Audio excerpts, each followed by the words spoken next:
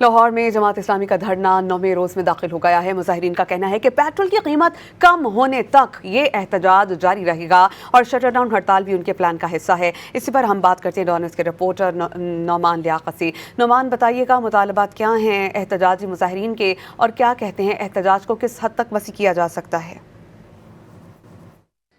देखिए जी, लाहौर में जमात इस्लामी का धरना 9वें रोज में दाखिल हो चुका है। मुजाहिरीन पंजाब असम्बली के सामने डेरे डाले हुए हैं और मुतालबा कर रहे हैं कि पेट्रोलियम मसनूआत पर जो लेवी की सूरत में भत्ता वसूल किया जाता है, इसको खत्म किया।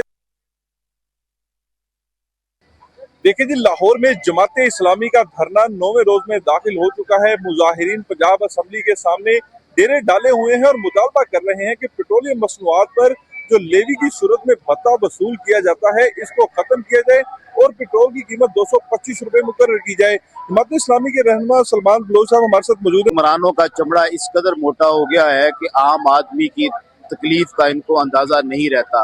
मैं समझता हूँ कि आम आदमी के जिसका मुतालबा है कि पेट्रोल की कीमत 225 होनी चाहिए, हम पाकिस्तान के अंदर वो वाहिद सियासी जमात है कि जो जमहूरी अंदाज से आगे बढ़ना चाहते हैं, जमहूरी अंदाज में अपने मुतालबात हुकूमत के सामने रखना चाहते हैं।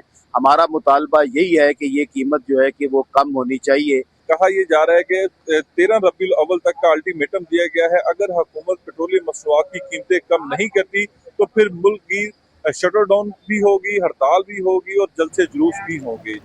नौमान, बहुत शुक्रिया आपका।